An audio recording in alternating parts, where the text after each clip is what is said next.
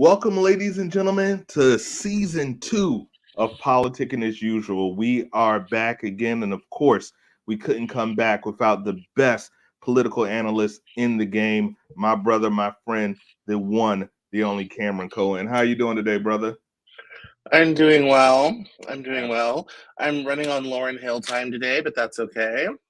It's all good. Lauren's a legend. You're a legend, so all legends are allowed to come in. We're on Legends time today, yes.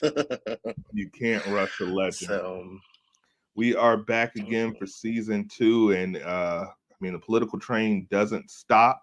So I had to get the political conductor, my man Cam, to provide us with some insight on some craziness that's going on. So we started 2024 with the craziness. I don't think it ever ended, but I have a couple of clips, and we're going to talk about it, and then Cam is going to give his professional and input that, of course, someone like myself wouldn't have. So the first clip I have, small little clip of our former president, 45, 44, whatever his name is, Donald Trump on the... We're looking at these live images right now inside the courtroom. We've been given an opportunity to get a camera in before the proceedings officially get underway. But there you see Donald Trump sitting at his defense table alongside Chris Kise and Alina Habba, his two attorneys, who we understand will be part of the closing argument. Again, defense goes first with 2 hours or so of closing arguments, followed by the prosecution, or the AG's office in this case, likely to give their closing arguments this afternoon. But there you see him in his red tie, his blue jacket, looking pretty solemn and serious with his hands crossed in front of him as we get this quick pool spray before those closing arguments actually get underway.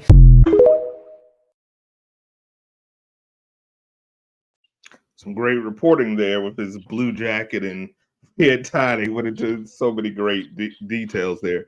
But closing argument. It's always good to describe the scene being presented while on television. For the blind people that are watching at home, shout out to the handicap audience. Yes, they're the only ones who benefit from that. Absolutely. So what's going on with this? Are we going to actually see justice be served? What's your prediction in this trial? Yeah, that's the one in New York about Correct. the Trump businesses, right? Yeah. Correct. That one, that's already been decided. Trump Organization is already guilty. That one is done. This part of the trial is deciding how much money he owes the state of New York. So, all they're really haggling over right now is how much the damages should be to the state of New York. However, he has a kind of a bit of a legal problem. He will be after this banned from having corporations in New York, where most of his properties are. So he's going to have to reincorporate somewhere else. Delaware already said no. So I'm presuming Florida is quite likely to be the next home of the Trump Organization, I would imagine. But yeah, this is adjudicating the money to see how much he's going to pay them. So, and bearing in mind, this is one of 4 cases he has going right now. So, yes, we still have the situation in Georgia, which is quite more severe, bribing public officials and all this sort of thing. Which even, and I think what's even funny about the Georgia case is he was trying to buy public officials who are of his own party, by the way, Republican-led state down there.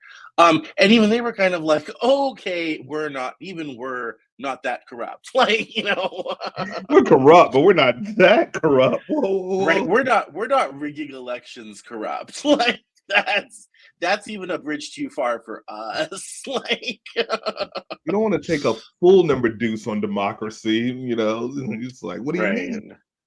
Which, I mean, for those of us who grew up in the South, it's like, oh, there is a line you won't cross. Impressive. But yeah, it's there's multiple cases pending. Trump's really great at getting media attention. No matter what he does, no matter where he goes, he's really good at getting media attention.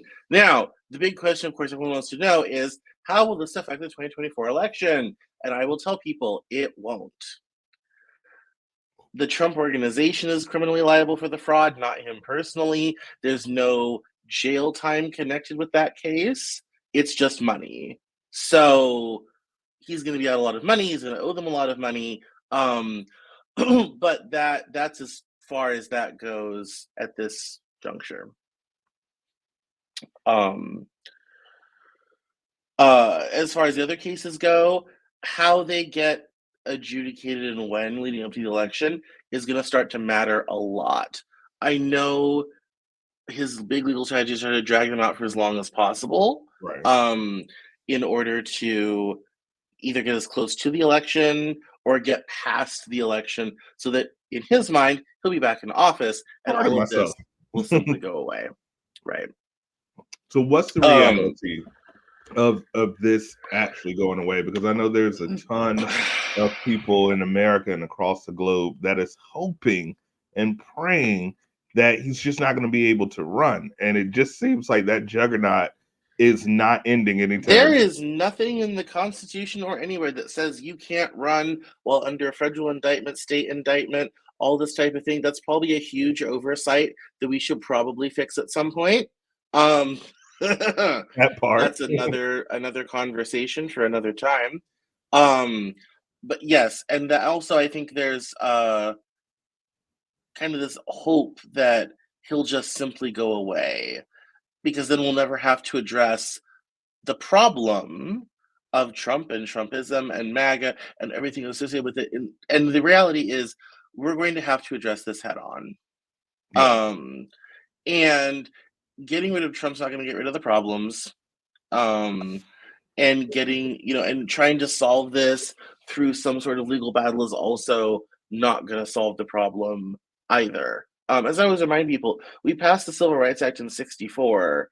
That did not get rid of racists overnight. Let me promise you, it did not. Sure you. Yes. Just like, just because we freed the slaves doesn't mean everyone viewed them as equal citizens the next day, like, hello, fellow citizen that I owned yesterday. Like, that's not how these things happen. So,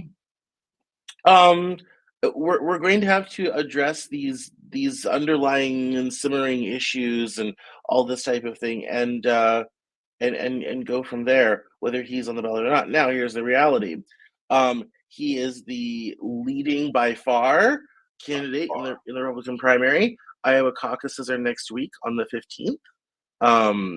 I'm trying to get out my pre-Iowa Republican commentary before then. But if I don't get it done, this will be it. And he's by far and away the leader of his party. The next nearest person is Nikki Haley, who's barely in the double digits. Yeah. Ron DeSantis isn't even a factor. Chris Christie just pulled out. So the unfortunate reality is there's a still insignificant number of people in the GOP who want him to lead their party. They believe they got cheated in 2020, although multiple investigations by his own people have shown that was not true. They did their own recounting, found that was not true. That's been the big lie that he has promoted and purported, because in his mind, how could he possibly lose? And so that's, unfortunately, we're probably going to end up with a Trump-Biden 2024 rematch. And that's just how, unfortunately, what we're headed towards. Now, on the Democrat side, I can say the apathy for Joe Biden is increasing by the day. The party never liked him that much anyway. He was not Trump, which is the only reason why most of us voted for him. And it's, I think it's going to be really hard to get Democrat voters excited for 4 more years of Joe Biden, even with Trump on the ballot. I think there's definitely going to be an enthusiasm gap. Now, I do think for moderates in the middle of the country who were not happy with 4 years of Trump, they're not going to want 4 more years of it. But people also vote with their wallets. the economy for the average person right now is awful. Look at the price of anything. You have people that are squeezed by student loans, childcare costs, housing costs, all this type of thing. And all the Biden administration can seem to be able to do, and most even leftists on Twitter, is just point at Federal Reserve charts to tell people how good the economy is doing. And it's like, it doesn't matter. It doesn't matter. I just did my grocery order. I spent $131 for what will be 5 bags of groceries. I'm a single person. That's nuts. Like, it's ridiculous, the level of inflation. I feel like my parents, where my parents used to tell me, oh, my mother used to give me $1 to go to the store, and I would come back with items and change. And yes. it seems like within the last 3 to 4 years, particularly probably the last 2 years, it just seems like inflation is crazy on everything from groceries to regular items to McDonald's. Like, McDonald's used to be the cheap date. Now, if you take some of the McDonald's, it's like, hey, I paid $15. We're living well. Right. Yes. No, I mean, it's a very kind of sad, unfortunate situation. No, that is the sad, and so people. So I think voters are kind of caught between this. Oh God, 4 more years of Trump, and people talk about like, oh, it was just his mean tweets. It was more than the mean tweets. It was the constant open grift. They weren't even quiet about the grift. No. It was fomenting every ism you can think of along the way. It was unleashing the worst parts of this country. It was undermining 75 years of foreign policy. All of these things, it added up, and people also forget, that we had the closest this country has come to a coup in this country in 2021 on January 6th, and which I still laugh. My Russian friend at the time said, I said, how does America not have dictator? In Russia, we have coup, we get dictator. You do not. How do you not have dictator? It's like, because we can't even get that right. But it's and there's people, and there's that's a deeply divided subject. All of these things are kind of deeply divided. And I think there's a lot of moderate voters out there who, my hope is that as inflation comes down, and it has ticked downward for a while now, as the pace, which is only the pace of increase, prices are not coming down. The pace of increase of them is coming down. As prices stabilize throughout this year, and I think they will, that people will have gotten used to the new pricing regime, and they will vote on what they see and what they hear, and not just on their wallets. Because the Trump people aren't being quiet this time about what exactly they plan to do. The Heritage Foundation has come out with their 2025 plan. They have officials in place. They have a complete plan to take over the federal government and basically turn us into a fascist theocratic state. So if you're not white, Christian, straight, if any of those things don't apply to you in some form or another, it's going to become very difficult to live in this country at a functional level. And the people who get promoted and the people who are going to get priority are those who fit that description. The rest of us, out the door. So that I think should give everyone pause. I think the good thing is they're not being quiet about it. That's kind of the good part. They're being out loud with what exactly they plan to do. And my hope is that the same reasons everyone voted for Joe Biden, known quantity, all this type of thing, will carry us through one more. And I think at the end of that, due to age and senility, that will be the end of Donald Trump the person. The philosophy will still be with us. Trump's going to remain a kingmaker in his party for the rest of his life. Now, I laugh at that because he has been an electoral disaster for them for 6 years running. But the reality is the base of the party, that's what they want. That's all they're interested in. And believe me, if I could figure out a way to get them uninterested in that, Nikki Haley would take my calls. Ron DeSantis would take my calls. So it's it's a difficult thing. But the reality is, Trump, the man, is going to be in 24, and Trump, the philosophy, is here to stay. We're going to actually have to address his underlying issues for once, and not just pretend they don't exist, as we have been doing in some form since Reconstruction. This is a 150-year-old problem. No, you're absolutely right, and unfortunately, you in this scenario, you're right, and I don't see Trumpism going anywhere anytime soon. I when you mentioned the apathy with Joe Biden, and boy, you hit the nail on the head. I've never seen someone in the presidency that more people are just like, I don't care what he says. I don't care what he does. He's not making a positive impact. He's not making a negative impact. He's just there, and it looks like he's just getting more and more Botox. But other than that, he's not doing much. And I have a theory, and I think it can, if you look at the results, the candidate that the people are most excited about generally wins.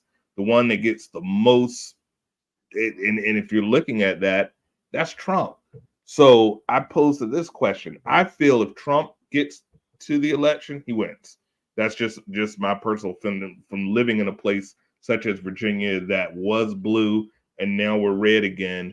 I don't see Trump losing if he gets into the office. I feel like our only escape is if he's in prison. If he gets elected, can our democracy stand 4 more years of Trump? Because like you said, his plan is out. No, that's easy. No.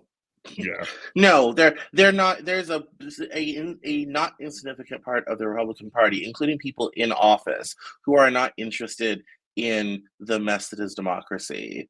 They want to remain in power forever. At the state level, they've done a pretty good job of that, unless it's already. In fact, Wisconsin just had their state legislature maps thrown out in court because the Republican Party had created a structural advantage for themselves to make sure Democrats would never get into power ever again. North Carolina is still in court over their congressional maps every 10 years. It takes them 5 years to do the map because it ends up in court for 3 years. They're still fighting because the Republican Party creates structural advantages for them. The Republican Party has advantage nationally because of the Electoral College. They have a structural advantage at the national level because of where people live. They have 30 to 40 built-in electoral votes that they get every election pretty much without question. There is some hope for Democrats in Texas. If Democrats can yank away those 38 electoral votes, that would be great. They came close in 20, very close, less than 1%. The fact that Beto O'Rourke almost squeaked into the governor's mansion was good. Ted Cruz almost didn't get reelected by less than 1%. Lauren Boebert's so underwater in her district in Colorado, she's moving to Weld County to the 4th because Ken Buck is retiring. Because she's so toxic in her district. She almost lost last election. She only won by 400 votes.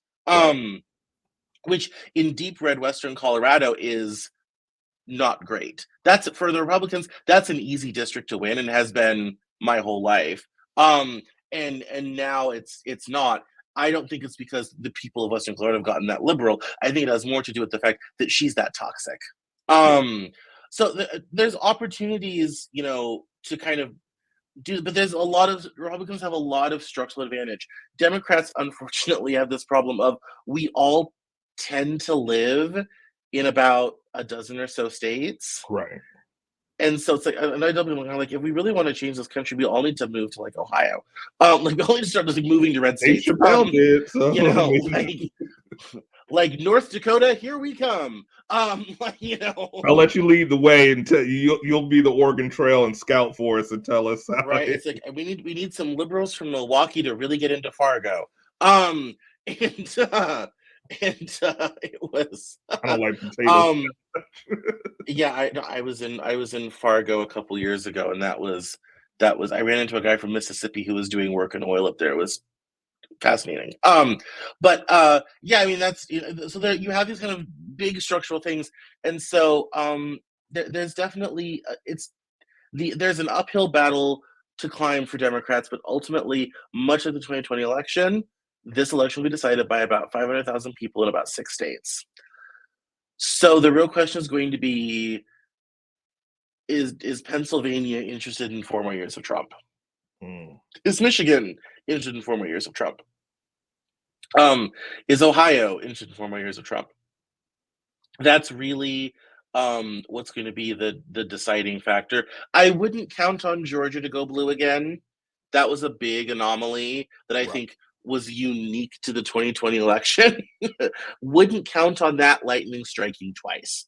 Although if you're Raphael Warnock, who had to win 3 elections in 2.5 years, and lightning struck for him 3 times, he might say, no, this is the new, we have enough liberals living in Gwinnett County, Georgia's a blue state, sort of thing, So I mean, yeah, it's so but ultimately, but I mean, if Georgia is blue again, and that starts to become a structurally purple sort of state in the South, that starts to change mathematics. Or it doesn't have a ton of electoral votes, but it has enough to make a difference. If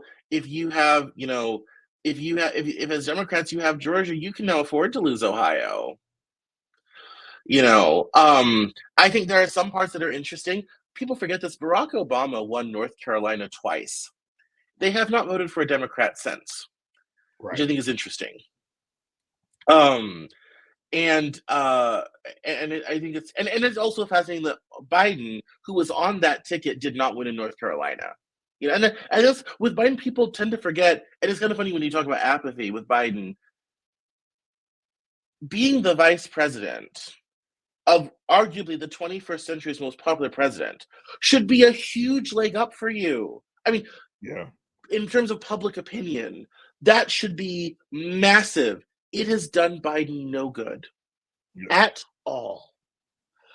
Now, part of that, I think, is because Obama's presidency was kind of a disaster, but still, even so, his popularity has not helped Biden at all. And I think that's interesting. That's very interesting. When it comes to you mentioned popularity, though. The candidate with the most energy can definitely win elections. There are some notable exceptions to that. Bush Gore 2000. Al Gore had a lot more energy than George Bush could ever hope to muster. And some would say, well, yeah, he got his brother to rig Florida to get him in there. Well, that point well taken. Shouldn't have been that close, though. It shouldn't have been that close. No, but that's true. I mean, the divide between Bush and Gore should have been so wide that the Florida fiasco shouldn't have mattered, and yet it was so close that Florida did matter. Dangling Chads. It's a part of our lexicon now because of that. Yeah, I mean, some people that go and keep in mind Al Gore. Now, here's the problem Al Gore had. Al Gore had the Clinton baggage. We had just come off of Monica and impeachment in 98, 99, going into 2000. That was going to be a hard election for Democrat to win after 8 years of Clinton. Anyway, the fact that he came close, some of us believe he really won, is a minor miracle, given the Clinton baggage. But he's also another one, never enjoyed the popularity Bill Clinton had. That never transferred over to Al Gore, which is always kind of interesting. Another one that didn't have a lot of enthusiasm but won anyway, Jimmy Carter. That's not necessarily a great example, one-term president. But nobody knew who Jimmy Carter was in 76. He was chosen at the convention in the middle of the night because the Democrats didn't have anybody in 76. Chosen convention in the middle of the night, running against Gerald Ford, who had the Nixon baggage. That was a joy forever. But Jimmy Carter was able to capitalize on that. I mean, again, it was going to be hard for Gerald Ford, who hadn't been elected vice president. He was appointed after Spiro Agnew left on a corruption case after Watergate. 76 was not going to be a Republican year anyway. Democrats were going to win that they could have put up a stuffed straw man and America would have elected him president. So Jimmy Carter had that advantage, but I mean, no one really knew who he was. he kind of came out of nowhere. He was a peanut farmer who was the governor of Georgia. People did not know his name, had never seen him before. And he was able to get in. So enthusiasm is important to a point. Don't believe the polling data right now. We're a long way from Election Day. The Iowa caucuses will be interesting. Trump will probably walk away with it. That won't be a surprise. Right. But it will give us some better numbers to see how real those polling numbers are. In terms of, okay, people will report on the phone or online that they're for Trump. When it comes to voting at the Iowa caucus, where is Iowa really at? Sort of thing. Democrats starting in South Carolina this year, so we won't hear anything out of that for a while. But it will be interesting to see in terms of Iowa, New Hampshire, South Carolina, which are over the next couple months, getting into Super Tuesday in February, to see how sturdy Trump's support really is. Now, here's where Trump gets into trouble. If he loses one of those, or his support seems shaky, it's going to be a lot easier for other people in the party to say, okay, this man has lost us 3 elections, and he's about to lose us another. Let's dump this guy. So Trump better hope he runs the field, all the way through. Because if it seems shaky, it's going to be a lot easier to get rid of him. Yeah, no, I agree.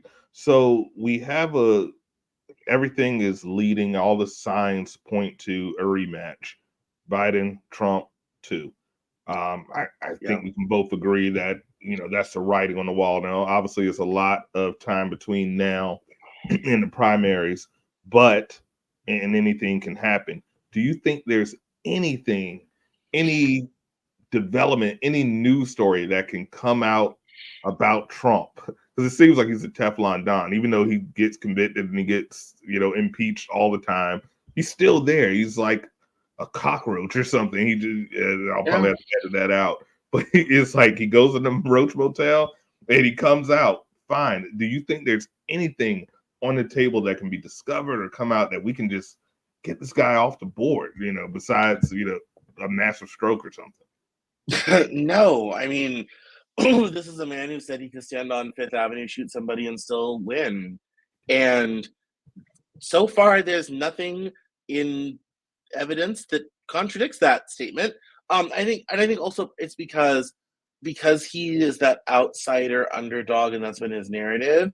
And his whole narrative has been, I'm fighting against the system that screwed you over. The more the system fights against him, the more that kind of reinforces that narrative for him. And if you read the fundraising and all this type of thing, that's what they even in the memes, that's what they keep promoting, is they're trying to get rid of Trump because they're really coming after you. That's where they're really going. And so people, I think, have this idea that if the system is trying to get rid of Trump, stick with Trump. And let's face it, there's a lot of people who have gotten screwed over and left behind by the American system in the last 40 years who have good reasons to go along with this idea. And I think that's the problem with the left and Trump, is they don't realize Trump's an unpleasant factor, but he's only a manifestation of a greater problem. Correct. He is the symptom of a system that has systematically left people behind for decades. And that has this idea that the system is against you and that Trump's trying to fight that, and the system is fighting Trump, becomes its own self-reinforcing sort of circle of logic of being like, well, if they're trying to get rid of him that bad, he must be doing something right, And so I think that's what keeps people with him. Like I said, it'll be interesting to see how true that still is when we start getting some caucuses and some primaries. We might find people down ballot have more support than we think. Trump's support might not be as strong as we think it should be. So it'll be fascinating to see kind of where that all is, in time. So Yeah, it's like the snake eating his tail, Ouroboros all over again. You're absolutely right. You know, they're coming against him. He's our freedom fighter. I'm like, the only thing Trump is fighting for is to fatten his pockets and to get power. I mean, it's clear as anyone that can see, and I can't see. I have terrible eyesight, but I can see how transparent that is. But as you mentioned, his face is seemingly rock solid. So moving on to our final story of the night, it's the new laptop. Hunter Biden. I don't know why this is even a factor. It's not like he has any political office, but damn it, it seems like he is. Unlike Trump's kids who were in office and grifted $100 million from the Qataris to save Jared Kushner's business, no one ever talks about that. But here we are talking about Hunter Biden still. Go ahead. So I'm not going to play the whole clip because it was a circus, and I'm not a fan of the circus free to animals. But I'm going to play this little clip here, and then we're going to dig into this fiasco. Gentlemen, time's expired. Chair recognizes Ms. Green from Georgia for 5 minutes. Thank you, Mr. Chairman. Excuse me, Hunter. Apparently you're afraid of my words. Whoa! Oh. I like to reclaim my time, Mr. Chairman. Burst their bubble. Wow, that's too bad. I think it's clear and obvious for everyone watching this hearing today that Hunter Biden is terrified of strong conservative Republican women because he can't even face my words as I was about to speak to him. What a coward. Can I tell you how annoying her voice is? So in another day and time, that type of thing would have get one shot, or at least a duel. You know. Yeah.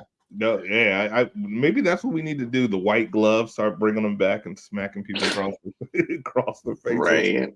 That's when we can make America great again. So please, for those who don't know about this whole Hunter Biden, I mean, they're showing this guy's nudes in Congress. I've never seen. Is this just a way to give Joe Biden a heart attack and take him off the table? Is that their plan? Because I don't understand. I mean, I have seen more of Hunter Biden than I think I ever wanted to see. Here's what we've learned so far. Hunter Biden has lived a baller-ass lifestyle, okay? He's out here having sex with women, strange women, doing drugs, being all the time, like all this type of thing. And I'm kind of like, and we know that he's had drug addiction issues for a long, long time. He had a kid out of wedlock with a stripper in Arkansas. That case just got wrapped up a little while ago. The whole Hunter Biden laptop thing, it's the new Hillary's emails. There's nothing here. If there were something scandalous business-wise, trust and believe they would be talking about that. The reason why we're looking at Hunter Biden's dick is because there's not a there. Because if there was, they wouldn't bother with the sex stuff. They would go straight to the, oh, here's the money and here's the corruption. All that's what they would go to. But the thing is, and here's the thing is, they've been in power for a year and a bit now, and they had Jim Jordan led the way. He was gonna do the investigation. He was gonna find all the stuff and all this type of thing. They didn't find anything. That's the problem. This is what Ken Starr did over Whitewater in the 90s. Right. We've seen this story before. Ken Starr investigated Whitewater, a land deal that the Clintons lost money on, found nothing of note, but found Linda Tripp, who knew about Monica Lewinsky. And that's how we got the Clinton impeachment. Roll the tape forward. The Hillary's emails was the same. They couldn't find anything, so then it just became it looks shady sort of thing. This is the same playbook, only this time it's Hunter Biden, and how anything is like he doesn't hold political office. He's never held political office. He's not involved in the administration in any meaningful way. His relationship in Ukraine with Burisma didn't even overlap his father being in the vice presidency. When people say, well, he got the job because he was the son of Joe Biden. That's true for every presidential kid. That's true of senators' kids. That's true of Congress kids. That's true of just wealthy people's children. Nepotism. That's not news. Yeah. That's not new. That's not news. Why do you think Jenna Bush is on the Today Show? It's not because she has done wonderful work in journalism for years and years and years. No, no, no. It has much more to do with being the daughter of a former president. How do you think she got the job in the first place? Like, it's, that, yes, that, for them, it's a nice kind of, we have our conservative woman, we're representing America. Like, Meghan McCain, she didn't get on The View because she was so great on television, okay? She got on The View because her father was a senator. Like, that's how, and we can discuss if that's how we should decide who gets to be on TV in this country. We can have a conversation about nepotism of high-paying jobs in this country. Great, let's have that conversation. But that's not inherently a problem. And I told you and I were having this conversation on Instagram earlier. Let us never forget, this all started when Donald Trump tried to get Ukraine to investigate Joe Biden over the Burisma Oil Company to get him to drop out of the 2020 election. Trump started this in 2018, twisted Zelensky's arm and said, I need you to open an investigation against Joe and Hunter Biden over Burisma. And Ukrainians, Zelensky, wanting to be close to the West, said, that's fine. And the only reason that never got off the ground is he was literally going on national television in Ukraine to announce it. And the White House called him and said, don't do it. Yeah. That's how and then all of a sudden, this laptop pops up at a computer repair shop in Delaware. And all of a sudden now we have loose, all these pictures and videos, all this type of thing. It's kind of like, if he was living in California, how'd the laptop get to Delaware? Let's have that conversation. 2, who is this computer repair person that decided that whatever he saw was so awful and terrible that it had to go to the authorities? And again, if there was something to find, they've had 3 years to find it. They would have found it by now. So now we're just left. Now we're just left with Hunter Biden's videos of him living a baller lifestyle and some really sweet text messages from his father about how he struggles with addiction, all this type of thing. If you want to complain about the kid out of wedlock with the stripper in Arkansas, fine. She's going to get paid handsomely. This woman will never work another day in her life. God bless the hustle. Okay, great. What do you want more from this man, Rogan Party? Oh, you want to use him as a cudgel to try to make him the story over his father. Okay, this is Hillary's emails all over again. Yeah. And once again, if we're comparing children, I'll take a little bit of crack and some strippers versus the Trump kids any day. That could be recovered. Yes. We had a president that smoked a little crack or cocaine, so it's fine. It's fine, and I'm not certain. Allegedly, if you drug test Donald Trump, that you might not find a little Adderall in the system. Allegedly, to protect myself. But Jared and Ivanka used their positions in the White House to advance the Kushner businesses in a big way. Jared Kushner literally flew at the government expense to Qatar to get $100 million to save his underwater property, 666 Fifth Avenue in New York, at the government expense. And the big cover-up for that was the Abraham Accords. Oh, yes, we're going to have a new peace treaty between Israel and its Middle East partners, and this is going to be all great and wonderful, and we're going to have flights from Tel Aviv to Qatar, and we're going to have a lovely treaty signing with Bahrain, and look, we're getting peace in the Middle East done. But that was really the kind of the diplomatic cover-up for he really needed a lot of money out of the Qataris, and the Qataris went along with it. They invested in a building that has never made money, ever, because they were not buying into an investment property. They were buying favor with the White House. Yeah, it's a bribe. And that is good old-fashioned Huey Long, Tammany Hall corruption. That is, that's, that's just good old-fashioned kind of right corruption. And then that doesn't even get into the grift of the Trump organization keeping refueling depots open to keep their business and golf courses viable. That doesn't even get into all the other grifty stuff they did through the government to make their business more viable, which, by the way, is strictly prohibited by the Constitution, if anybody cares about that sort of thing anymore.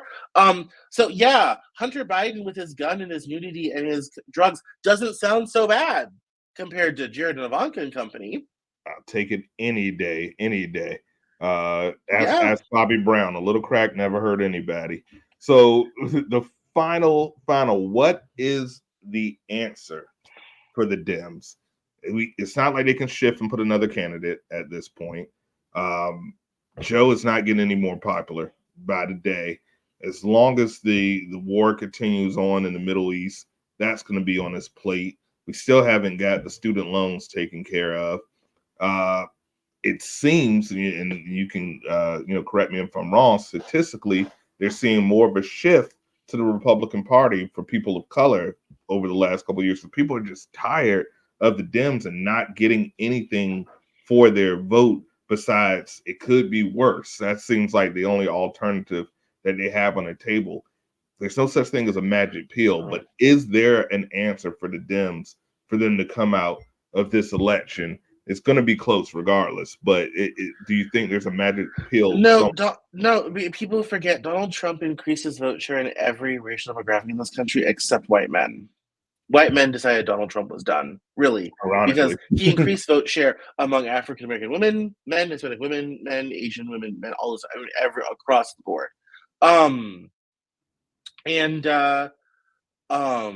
And so that, yes, I mean, that is a big problem.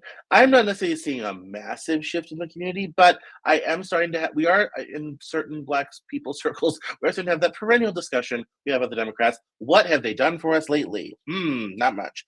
If I were the Biden campaign, I would quit talking about the economy. Gas is $3.91 here in Delaware. I just had to fill my car yesterday. Gas is, it's getting back up there again. I would stop talking about Bidenomics.